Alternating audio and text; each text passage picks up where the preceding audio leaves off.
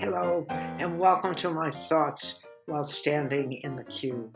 The other day, I was walking down Stamford uh, Hill Road, and I was looking at how many cars were on the road, and I was being very thankful that I don't drive anymore.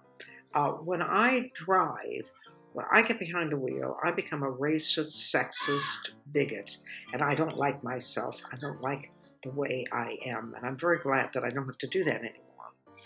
In the United States, you get your driver's license when you're 16 years old. And because I'm so uncoordinated and so stupid, I couldn't learn. My father could teach me. So they took me to the automobile club. And we learned on dual control Willys Jeeps. My instructor was a very nervous man, and every time he would see me approaching a turn, he would unconsciously push down on the clutch, and that was when I knew to shift gears and to turn the car.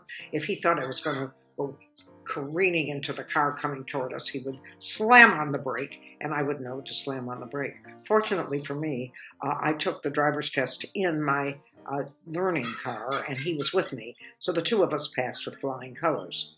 On the day that I got my driver's license, my mother was absolutely thrilled because then I could do her errands. And she handed me a list and she said, I want you to get these groceries at Milton's. Be sure to get something that's fresh. Don't get any rotten things. Check those vegetables.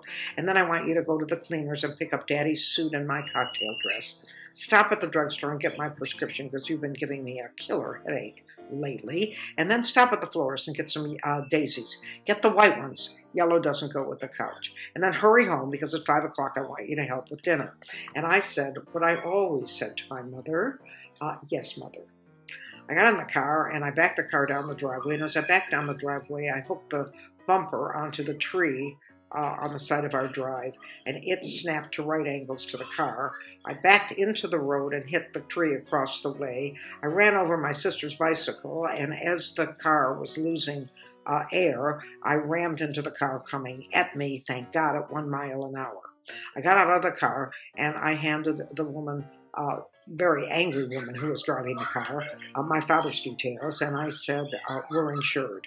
And I got back in the car, turned on the ignition again, pulled into our driveway, rammed into the closed garage door, left it in splinters, got out of the car, and came into the house, threw the car keys on the coffee table, and said, fuck it, I'm taking the bus. And my mother said, predictably, we don't use that kind of language in our house, Lynn Ruth. Well, I wish I would have stayed to my resolve, but I didn't. After a year of agonizing stops and starts and almost killing everybody on the highway, including myself, I finally learned to drive, and I drove for 65 years and became the maniac that I was on the road, hating everyone in all the other cars. But when I moved to London, all the cars were driving on the wrong side of the street, and I said, listen, fuck it, I'm taking the bus. And this time I did.